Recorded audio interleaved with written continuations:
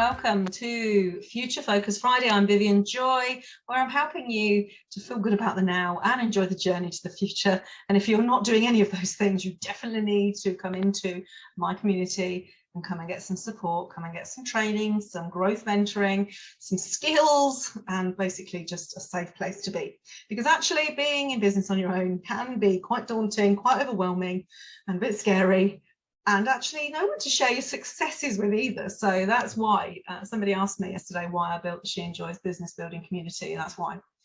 Because I like business building. And actually what happened was, the reality, I'm going to share this story with you properly, is that as a business coach, as I was business and mindset, but business coach people understood back in the day when I started this in 2015. That's when She Enjoys Limited was formed. I couldn't go to women's networking because they already had a business coach and they were lockout business events. And I'm sure you've been to these. And some of them were women only, some of them were others. And I just thought, you know, I don't want to be in a world where there isn't any competition and it's a false sense of security. Actually, I was pissed off because I'm like, I want to go and meet these people. I want to go and help them. So I started my own. So I started Coffee, Cake and Coaching, where groups of women came every month. It was pretty much every month we were full. And I did a bit of a train on the mindset for business, which is how my business and my book was created. And then the women coached each other in groups of 4 on the table and ate cake. That was, and it was a simple concept and it worked. And people understood the value and the power of mindset coaching.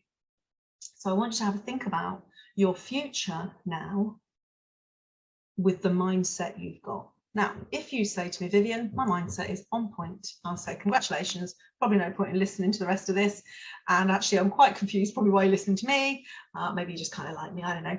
But if there are some things sitting in the back of your map, your plan, your mind, that are hindering you, not serving you, annoying you, stopping you, full sabotaging you, you can hear the depths of this, then possibly we need to have a look at that and how that's going to impact your future. So I'm going to ask you a few questions and then I'm going to do something which I'm quite surprised even I'm doing. I'm going to introduce you to my mindset reset method. This is my own methodology, the reset program, where we can help you to understand where the belief came from, reset it. Now, of course, I'd love to do this with you live because there's all sorts of stuff I can get into and change and challenge and channel, and there's all sorts of stuff goes with it. But in simple terms, I want you to understand the power of your own mind, because once you do that, you'll want to understand it more, you'll want to work with it rather than against it. And for your future focus, this is a good thing to do, don't you think? So even if you're the sort of person that says it's a load of old whatever, maybe just have a think about this. Just listen to some of the things I ask you. So the first thing I'm going to ask you is to choose a belief that you know is stopping you. Stopping you from starting, stopping you from finishing, stopping you from completing, stopping you from asking, just stopping you. Write that down. I want you to write it in its form, I believe. I don't know, I hear all sorts of things. I don't want to put things in your head. I hear from, I'm not good enough, I'll never be any good, I'm not clever enough, I'm not qualified enough, not slim enough. I get that in business as well. If that's you, by the way, my own opinion, no one cares really. Anyway, these are all the sorts of things we have in our head that keep us nice and safe, by the way. We're serving safety with all this. So I want you to write that down, and you can do this process. You can listen to this recording, watch this video as many times as you like, free self-coaching. And I want you to now, with that written down, remember, which is the first R of reset. It's an acronym because I love those. The first R is remember. I want you to remember now, for me please, when you first chose to believe this, when you laid this down. You may want to close your eyes. You may want to just get deep inside yourself. Maybe breathe down into your chest, your feet. Just really think about it. Feel into it even. Just really understand which part of you it sits in and where it is. Oh, because beliefs are in you, not just in your unconscious mind. I point here, they are in you. You know what? If you're nervous, you feel it everywhere because they affect everything. So remember. I want you to remember it as much as you can. If you can't find it, you definitely need to book a call with me, by the way, just to let you know.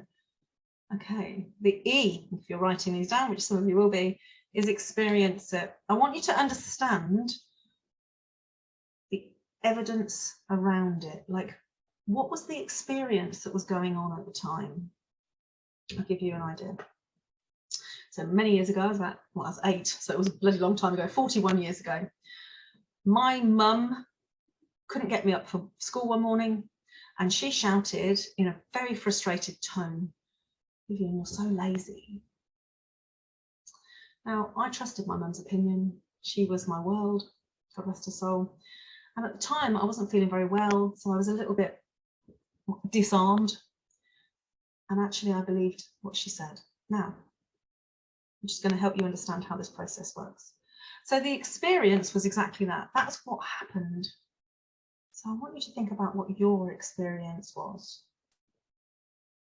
that helps you create this belief. A bit like me with my lazy. And as you're doing that, I want you to look around you at the time to other things as well. Because of course, if my mum, using my example, which is true, had just said that in general day to day, I'd have just laughed it off and gone, whatever, because I really wasn't lazy, and I'm really not. In fact, I don't know anybody that works quite as hard when I'm on it, I'm on it. But actually, because I'd been not very well, and I hadn't wanted to go to school the day before, and I had gone, and it had been horrible. Like, you know, the days where you just, oh, I wish you were in bed, and I felt awful, and I really didn't want to get up.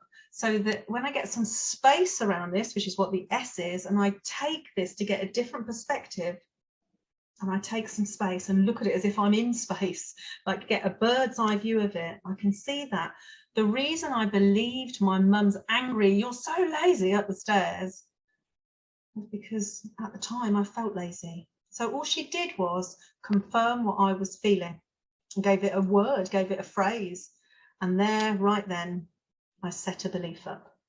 So get the space from it and look at the whole thing. Look at who you were, who you had around you, what time of day it was, how you were feeling at the time, how they were feeling at the time. If you were collecting evidence, which is the E, the next one, evidence of everything that was going on at that time. Like, the evidence is, though, that I was feeling like that.